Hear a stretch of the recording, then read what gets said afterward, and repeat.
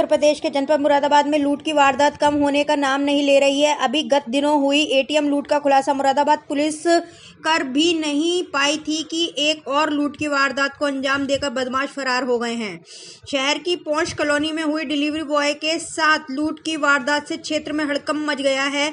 Police को जैसे ही लूट की सूचना मिली तो पुलिस भी मौके पर पहुंची और क्षेत्र में लगे सीसीटीवी फुटेज तलाशने लगे, लेकिन पुलिस की गिरफ्त से अभी भी बदमाश फरार हैं। दरअसल थाना सिविल लाइन क्षेत्र के गत दिनों एटीएम की लूट का खुलासा अभी तक पुलिस कर भी नहीं पाई थी कि थाना सिविल लाइन क्षेत्र में एक और लूट की वारदात को अंजाम देकर बदमाश फरार हो गए हैं। बदमाशों ने इस बार एक कोरियर कंपनी के डिलीवरी बॉय को अपना निशाना बनाया, उससे डिलीवरी का माल लूट कर फरार हो गए। इस बार बदमाशों ने लूट की वारदात को अंजाम देने का तरीका भी अनोखा अपनाया। उन्होंने पहले डिलीवरी बॉय को डिलीवरी देने के नाम पर सुनसान एरिया में बुलाया और फिर उससे महंगे मोबाइल और अन्य सामान लूटकर फरार हो गए।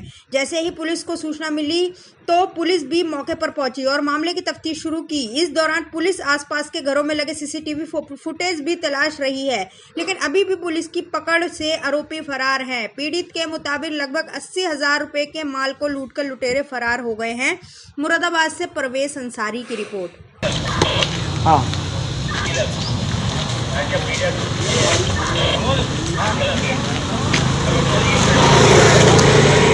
ना देखना भैया ललिता बैठे चलती है। गगन कुमार सक्सेना। क्या हुआ सर, फ्लिपकार्ट से मैं कोरियर था, एक ऑनलाइन शॉपिंग का जो सामान आता है वो मैं लेकर आया था। हर्ष भटनागर के नाम से पैकेट था उसका। मैं पहले मुझे तो बोला वो दैनिक जागरण के गेट पे आकर मैं पेमेंट कर दूंगा। 48,000 रुपये का उसका मोबाइल था शिपमेंट। मैं वहाँ पर वेट करने के लिए उन्होंने मेरे को बोला, मैं वहाँ पर वेट करता रहा। 5-10 मिनट खड़ा होने के बाद मुझसे बोला ये को मेरी लोकेशन पे आओ। मैंने कहा अपनी लोकेशन बताओ। कहाँ पर आना। मैंने कहा MIT गेस्ट हाउस की तरफ को आना। बोला हाँ MIT गेस्ट हाउस की तरफ को आओ। मैं वहाँ से जैसे ही चला, वहाँ पर अंदर आके लगभग 200 मीटर की दूरी पर आके टी पॉइंट पे मेरे को पहले बाइक से टक्कर मारी। जब मेरी बाइक गिर गई मेरी, तो मेरी गाड़ी में चाबी निकाली, झाड़ी में फेंक दी। उसके बाद में चाबी मुझे मारा पीटा। उसके बाद मैं चाबी उठाने के लिए जब गया तो मेरा बैग उठा के भाग गए। बैग में 2 शिपमेंट 8 शिपमेंट करीब थी, जिसमें 48,000 का एक मोबाइल था, एक मोबाइल 6,000 कुछ 7,000 का था और उसमें प्रीपेड शिपमेंट वगैरह थी। उसमें समथिंग बहुत थे, करीब 7-8 लोग थे।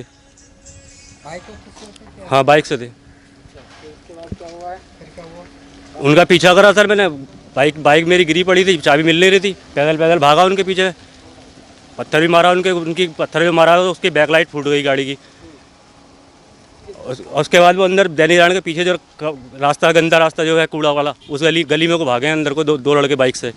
बाकी 2 इधर उधर भाग गए। टोटल लगभग 5-6 लड़के थे करीब।